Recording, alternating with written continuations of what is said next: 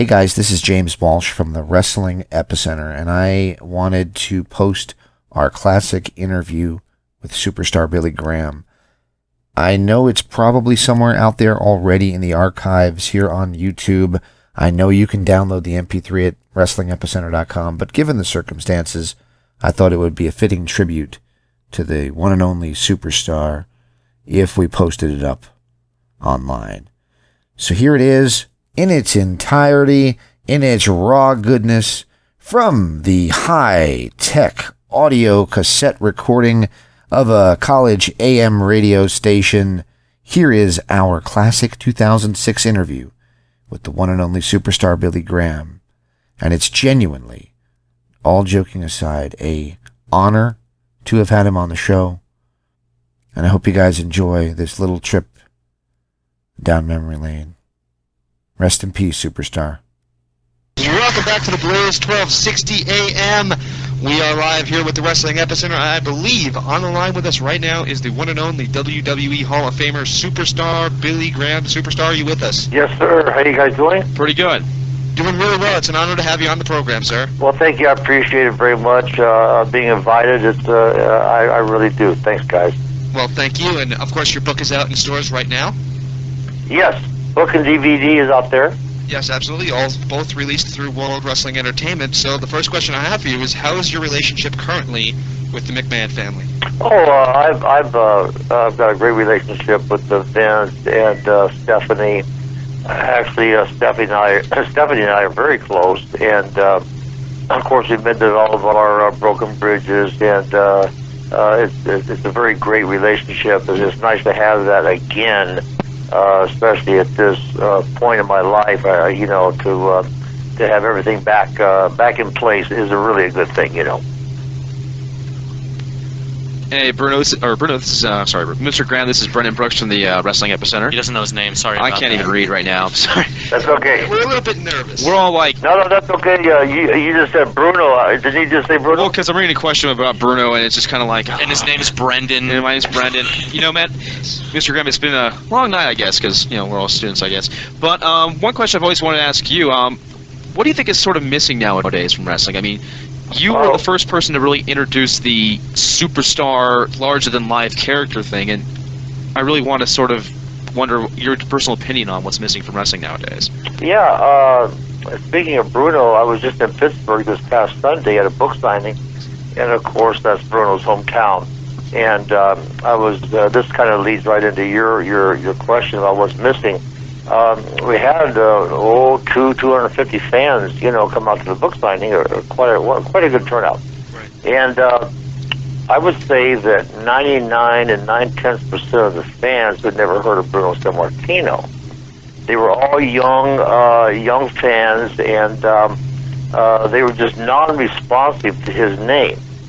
And so it was kind of a shocker to me, especially being in this guy's hometown, Right. And I'd called Bruno earlier in the day to talk to him once I got in town and see how he was doing and everything. And it was just kind of amazing that, maybe only really 5%, and those were older fans, of course, Right. who knew Bruno. So it was really an eye-opener. But, how did the crowd react to yourself? Pardon me? How did the crowd react to Oh, great.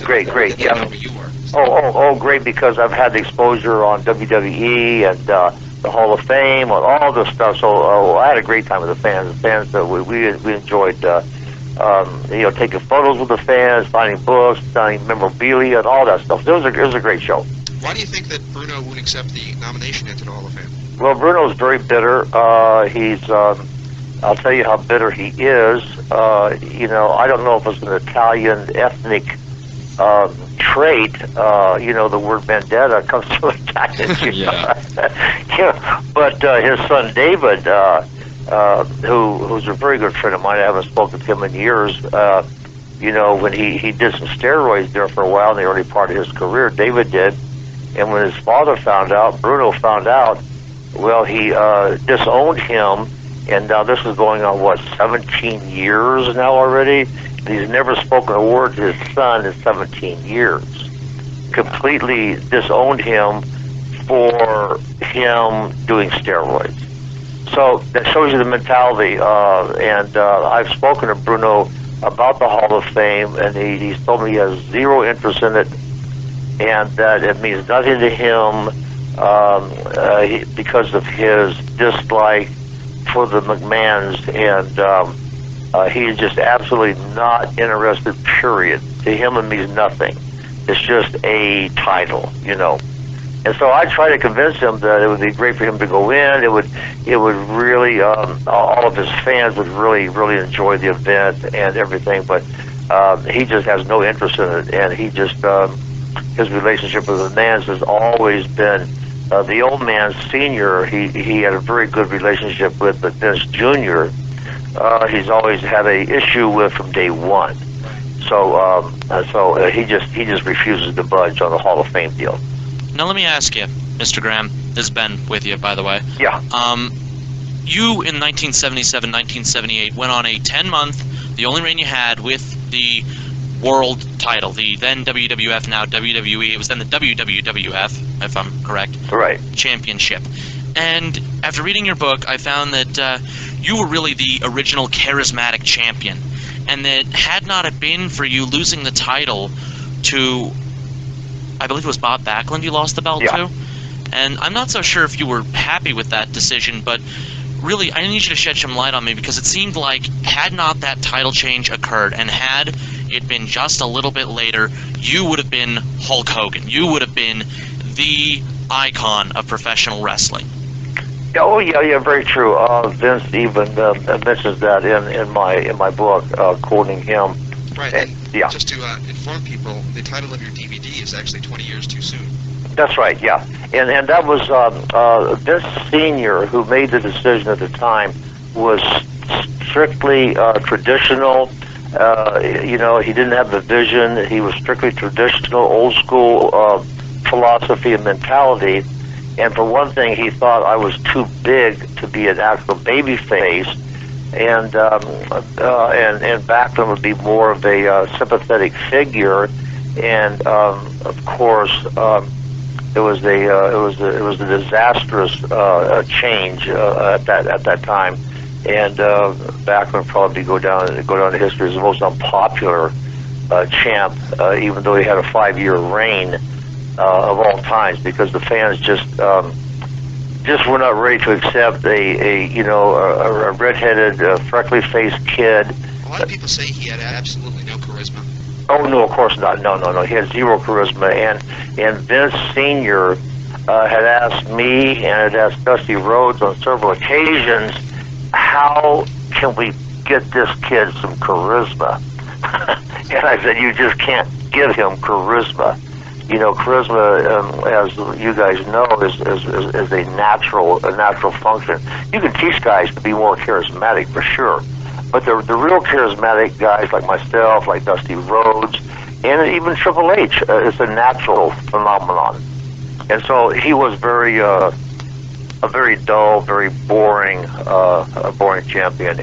But the old man Senior was convinced that he could make him into and he went with the All-American Boy approach in New York City, and the fans just laughed at that, you know. Well, a couple minutes ago you were talking about steroids and, of course, Bruno Sammartino, and I interviewed Bruno about 3 years back, and he was talking about the damage that steroids can cause to a person. And obviously I think you are, especially after reading your book, are quite knowledgeable as to that effect. But when you started taking steroids, you knew that you did not know, I should say, that they were bad for you. Did you have any idea that they were going to be as damaging to your body as they ended up being? Oh, well, no, of course, all of us, the pioneer guys who really started taking steroids early on in the late 60s, we were very, and the early 70s, actually, we were very much in denial that things were going to happen to us. We had read the brochures that come with each packet of a steroid, whether it's an injectable or an oral, and the most it said then was you could have liver problems.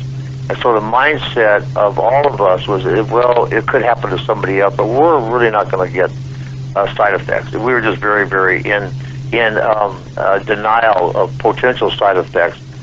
because the things worked so good and we felt so great and we were getting big and strong, and it was just a non-issue. It's just, they put that stuff in there to really scare people, and so that was the mindset of all the guys back then.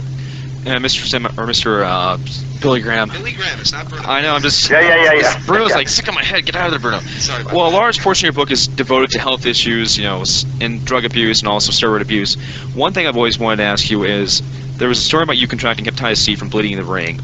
Was that true, or was it a drug-related condition? Oh, yeah, the common belief of the doctors of the Mayo Clinic Hospital here in Phoenix is that I probably, a high probability contracted hepatitis C from the commingling of blood, because that's the only way you can get it. And, of course, back in the 70s, all the masses were pretty much blood baths back then, And the late road warrior Hawk, he had hepatitis C. And there's probably a half a dozen guys today who have hepatitis C that are wrestling. And so it is a blood-borne disease, and that's the only way I can see that I've ever contracted it, was from the commingling of blood, All right, now let me ask you. In your book, you brought up how you came into the business and who you dealt with, and that's why I'm going to give you a name, and I want you to tell me you still buds with him. Abdullah the Butcher. Yes. You still good friends with him? Oh, yes, of course. Yeah, he's a great guy. I haven't seen him in years, but Abdullah was my mentor, in the business, and took me underneath his wing.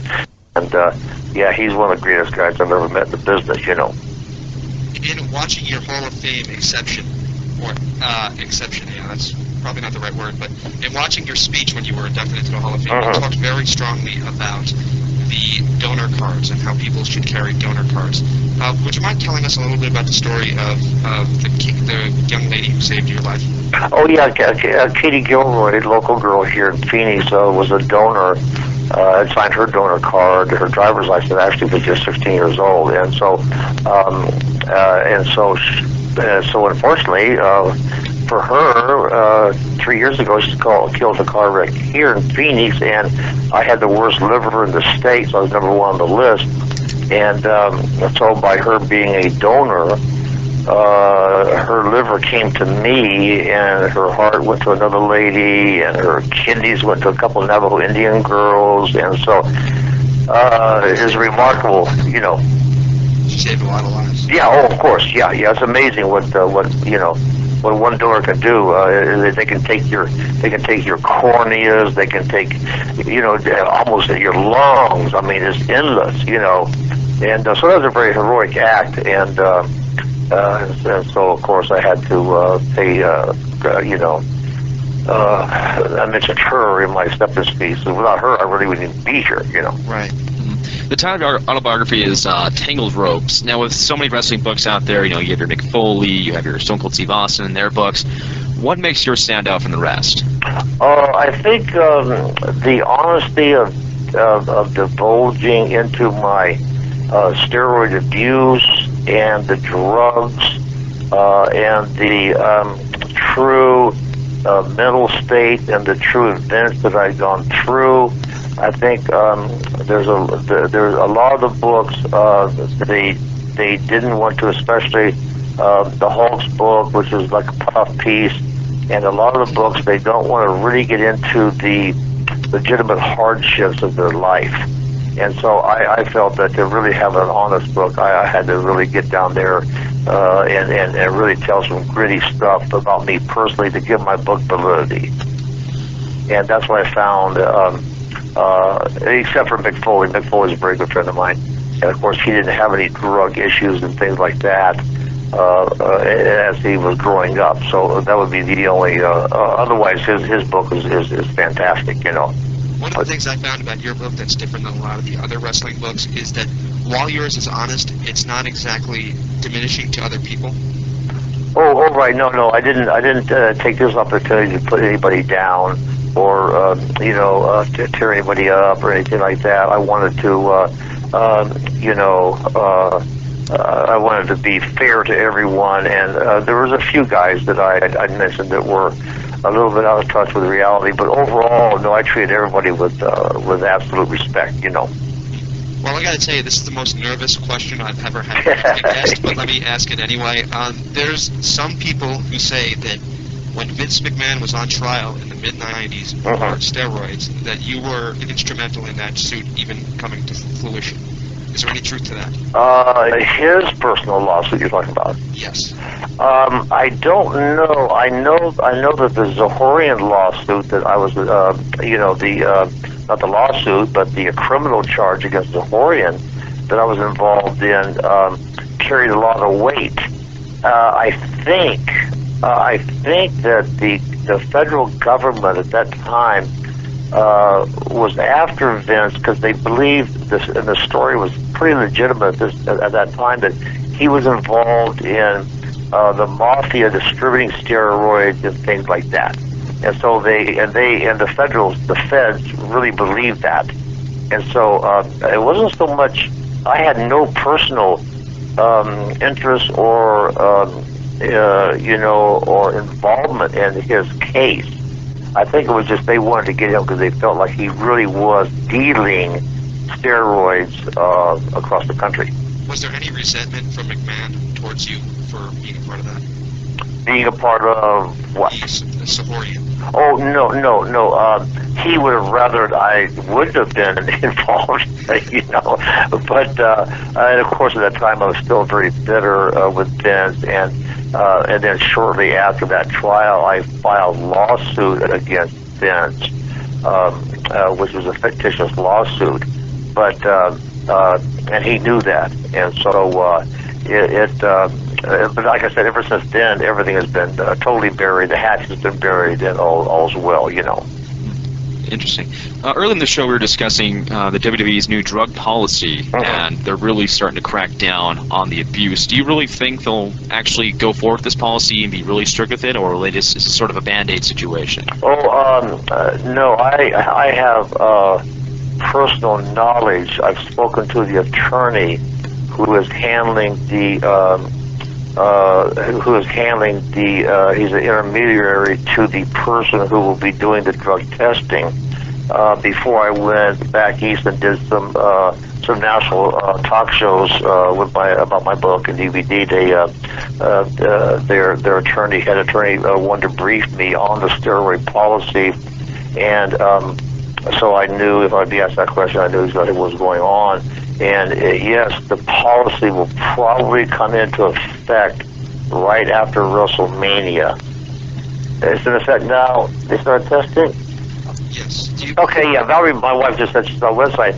They did say March originally would be about the mid-March, so this started on the 27th. And I know that they were going to start doing this testing because, like I said, I talked to the attorney. And I even advised Vince about a month ago to remind the boys, which John Laurinaitis did, that the drug testing is actually going to happen as a reality, so don't get any false systems of security.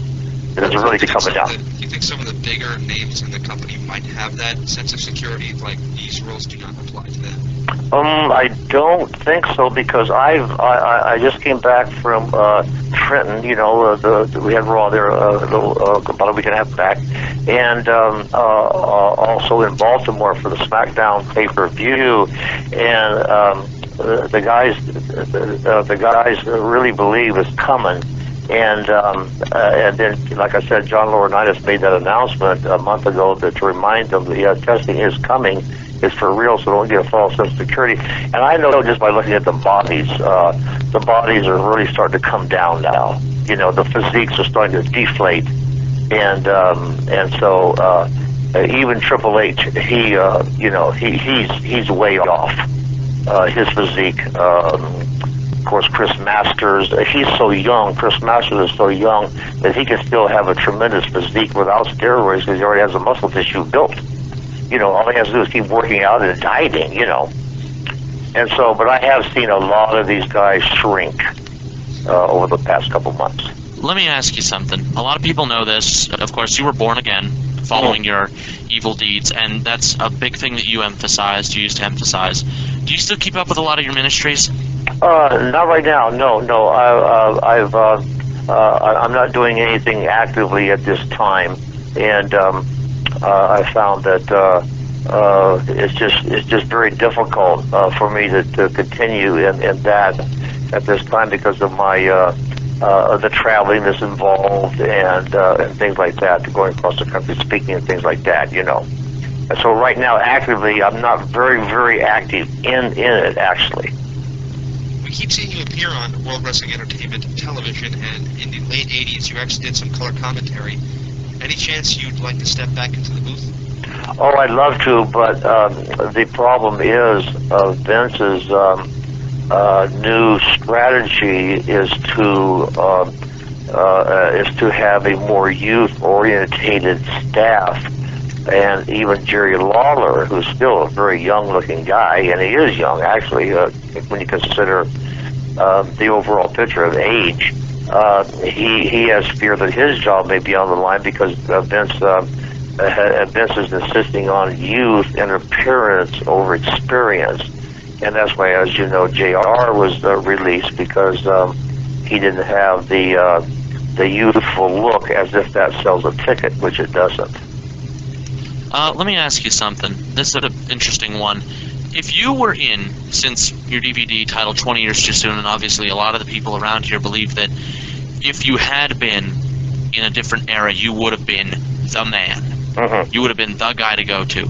If you were in the WWE right now, just getting your start, where do you think you'd be? How do you think you'd be presented? And how do you think the fans would react to you?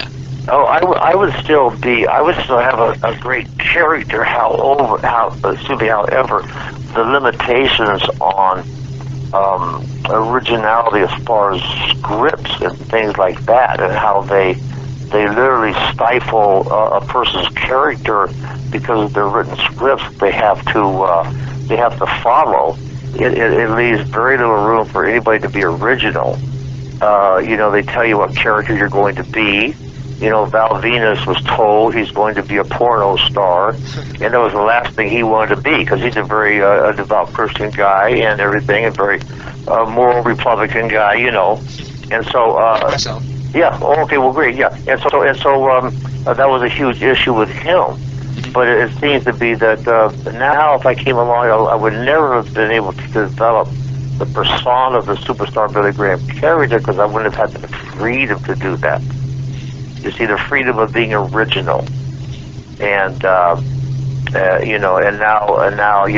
the interviews. I'm backstage a lot, and I see these guys. I saw back in Orlando about 4 weeks back. I saw Mark Henry trying to do an interview with Daivari that took over 90 minutes to get the final take because they were so particular and so nitpicky. And for instance, the person doing organizing the interviews with Henry actually stopped him in mid sentence and said, "Cut! There's too much glare on your wrestling uniform." That's an inside story right there, buddy. Yeah, and so these guys, therefore, they get frustrated. And they get, if you have a guy do a promo 2 or 3 times, well, you can get away with 2 or 3 takes. But when you start going to 5 and 6 and 7, 8, 9, 10 takes, they start to lose their enthusiasm and they lose their self-confidence. Yeah. You see, so it's just really they're way too picky. Yeah. Yeah. I got 2 more questions for you, then we'll let you off the phone. And once again, we'd like to thank you so much for your time so far tonight. Oh, absolutely. I'm glad to hook up with you guys. Last 2 questions I have for you. First of all is, you mentioned Hulk Hogan, and of course a lot of people say that he borrowed a lot from you. A lot of people have Jesse Ventura, for example, and one that I thought borrowed the most, and rarely gets mentioned in the same vein, is Scott Steiner. What is your opinion when you see guys borrow so much from your trademark look? Oh, well, actually, something to think about, it's a great compliment because, it's a great legacy to have that A. Hulk Hogan, that A. Jesse Ventura. I don't see it so much as Steiner, but of course in Jesse and Hulk, they took the whole package. It's really a great legacy to have that these people you influenced them so much that they borrowed your stuff, And so it's really a compliment. I've never one day of my life have been angry that they did it. I just thought, hey man, it's a compliment. And we'll look at both those two guys, who they turned out to be. So I've never been, I've never been at all a bit angry. I see it as a compliment, actually. Well, you're kind of a local celebrity out here. This just popped into my head, but you mentioned politics just a second ago by saying the word Republican. So, any chance that you might ever run for some sort of an office? Oh, I would love to, but I have too many skeletons. Jesse Ventura told me personally that don't ever even think about it, because as soon as you get into any type of political stuff, man, they're going to tear your closet apart. You know? I would imagine so. I don't have anything really that's bad, but it's just like they will be relentless on you. Yeah, you know, in your personal life and stuff. So I don't think I will be. Okay. Final question for you is: will you be appearing this Saturday at Borders Books? The final. Are you guys on the air again tomorrow night? Or once a night? Once a week? Just once a week, yeah. Night. Okay.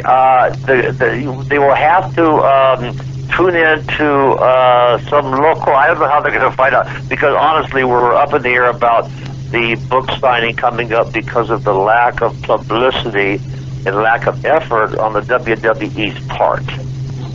And so they can always call Borders. That would be my message for your listeners now. Call them tomorrow evening, and there will be a final decision if I'm going to be there or not. I'll tell you what, if you want to give me a call, Okay. you can let me know, and I will put it up on the website Oh, good. so people can find out that way. But we certainly do hope that you'd appear there, because we all have copies of your book, and we'd love to get them signed and get to shake your hand. Well, absolutely. I appreciate that. If I don't, though, it's going to be set back at another date, and I'll let you know. Okay, one more plug for the book. Why should people pick up your book and DVD? Oh, well, because the DVD will take them back to a very simple time of professional wrestling, when everything was simple, when it was not complicated, when it was not scripted, when it was not scrutinized, when there were not people telling you what to say. You'll see a very, very innocent and simple part of the history of the business that's extremely entertaining without having you see all the charisma involved in my persona, and then of course the book will take you all the way back, and you'll read stories that you've never even dreamed that were true, and it'll take you a trip through the honesty of my whole life. Did you have a lot to do with the production of that? Oh yes, absolutely. Yeah, I wrote almost all of the book, and then Keith Greenberg helped me refine it. So he was pretty much your editor then. Oh yeah, absolutely. Yeah. Once again, the name of the book is called Tangled Ropes, and the name of the DVD is 20 Years Too Soon, and you can pick those both up at Borders and, of course, at your local video store. Once again, thank you so much for joining us. Okay, guys. All right. Thank you a lot. Thank you so much, and hopefully we'll see you Saturday. Just let me know, and I'll put it up on the website. Okay, buddy, I'll do that. Okay. Thank you, And guys. keep it locked right here. Okay. Blaze 1260 AM, and we'll be back with more in just